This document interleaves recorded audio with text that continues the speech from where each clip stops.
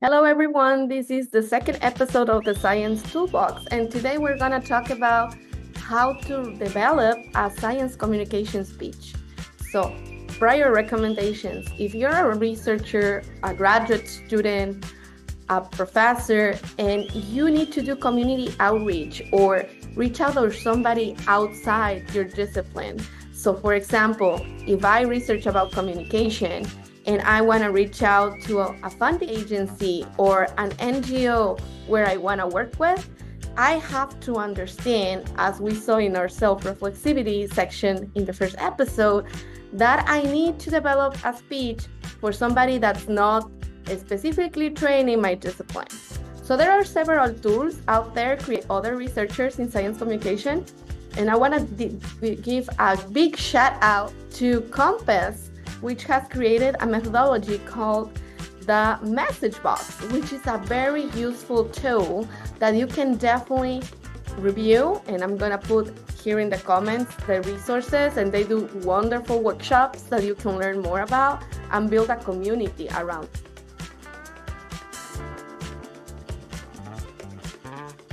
Scientists go always, for example, when we write a paper, how we go from the background, the methods, and the results. However, in real life, to be engaging, you have to swift out this pyramid because people want to know how that overlaps into their life. So if we're talking about nutrition, you cannot start saying the polymers that are in this particular food or the proteins or the amino acids. You have to talk about the proteins your body needs to be, or a specific condition that is hard to manage, and how a specific food combination and also be helpful for your health, your budget, and your life.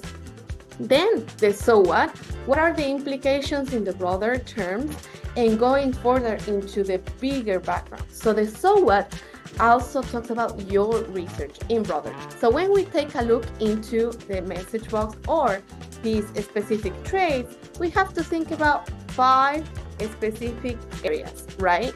So the issue is what's the topic, what you're talking about. Is the main topic you want to discuss. It could be law, it could be communication on social media, it could be health, a specific condition in health, it could be policy making, it could be a phenomenon that you're analyzing how it affects other scenarios. So in my example, I'm going to use an example of a current research project I'm collaborating with in my campus here at Cal Poly Pomona.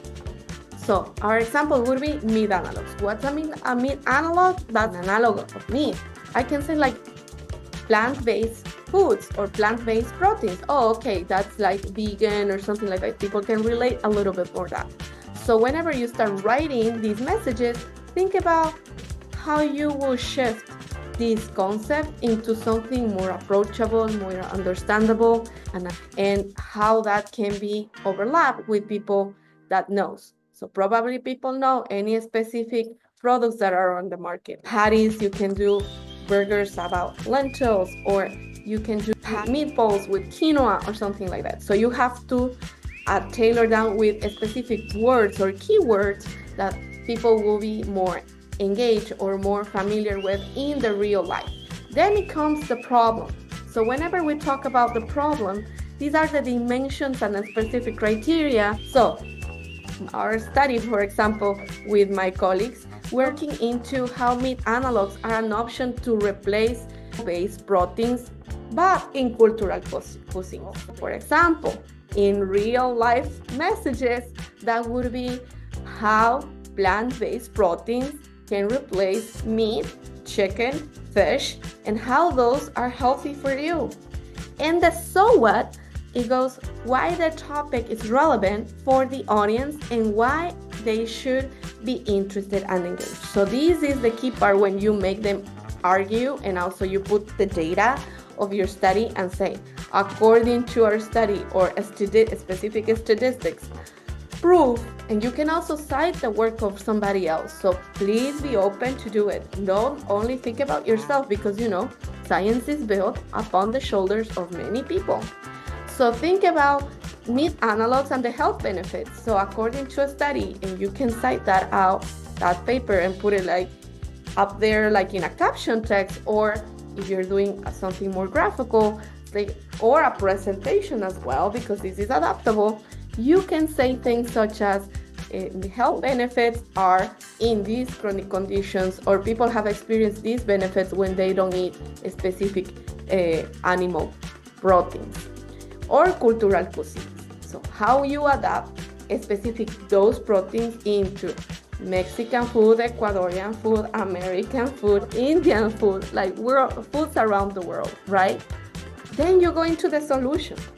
It's related to the relevance of your study and how it can be put into feasible solutions for the audience. So for example, we are studying how to make meat analogs affordable, but also adaptable to the cooking habits of households in Southern California.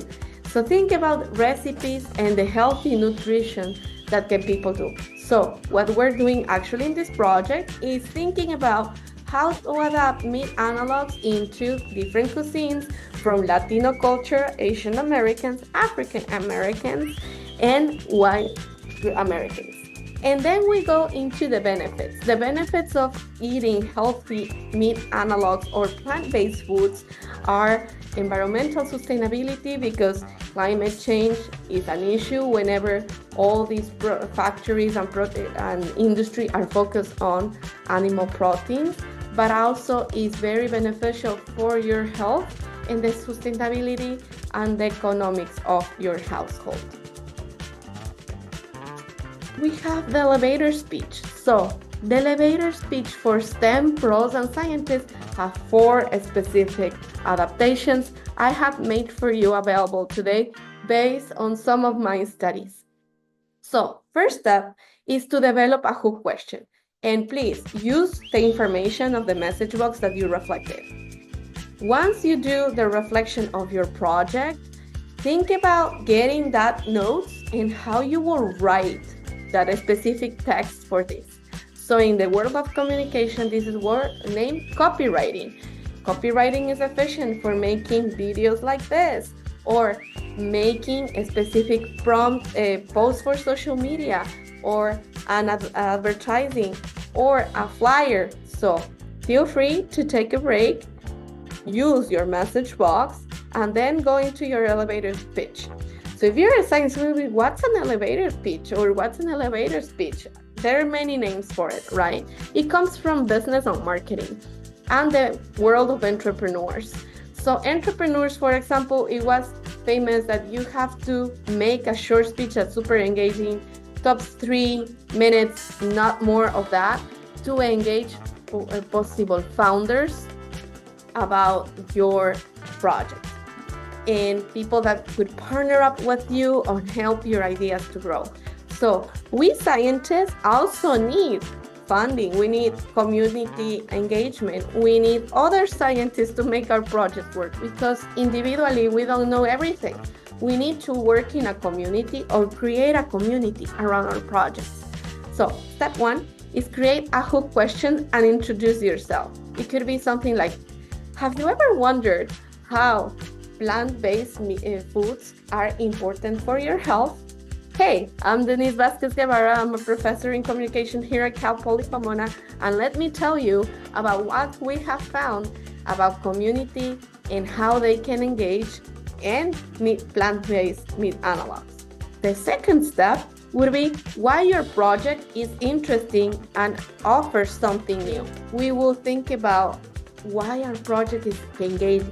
So you will say something about why it's engaging, why it's interesting, why it's worth saying something about it. Many studies have gone into food industries. However, how many of those have considered what communities think about these new types of foods and how they adapt that to their life? Our project is adapted to what community thinks, how they feel about meat analogs, and what are the gaps between the industry and the daily lives of consumers. 3 is make your audience interested. So you have to have a surprise element. It could be anything such as something funny, an image. It could be like a curious fact that you already found. or it could be something that's not that glorious or happy, but it could be something that's shocking or you want to raise awareness about. So you can say, did you knew that there's so many impact of industry creating meats, and there's an alternative way that's more environmental friendly and can also help your health and your conditions to get well better for your health and manage better your budget?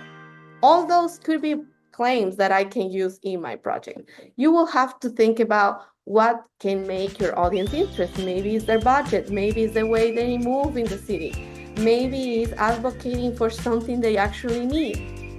Step 5, it would be argue about the relevance of your project. My project or the project of my colleagues and I on my research group is relevant in society because.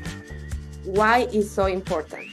According to latest studies, we need to take action in climate change, but also create new knowledge and new professionals that are trained to create the food for the future.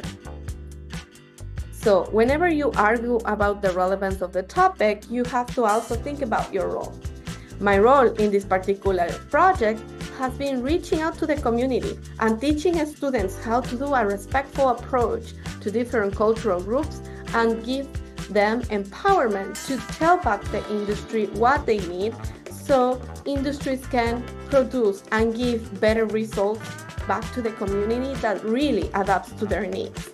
But also collect all the information from community to also create a more respectful approach from researchers of how plant-based foods also has to adapt to their needs and only not think about technological products or scientific products, but also the real needs of the people in the community.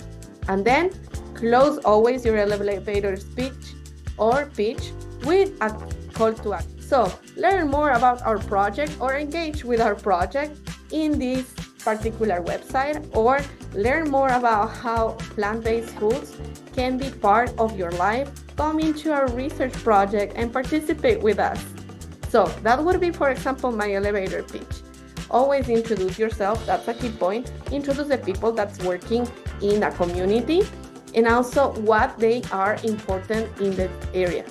So if your project is multidisciplinary, think about a second speech that includes all the things. And you can make a pitch in parts. So for example, if you are a group, you can make an elevator pitch including other researchers, and each of them can say a mini pitch of their section. That would be very useful if you guys go for a conference or you are doing a presentation to a university authority or a funding agency, or if you have to introduce your colleagues and communicate all the sections. So for example, a group pitch for my project would be, hello, we are looking into the food for the future, thinking about plant-based foods. In this project, we have many experts working in different fields, from food industry, economic and business development in food industry, communication, because we care about the community and we care about how the company can create more specific foods that are contributed to the health, environment, and people. So that would be the elevator pitch of this field. Please leave in the comments any questions you have and you want to learn about it more in the following episode. Thank you so much.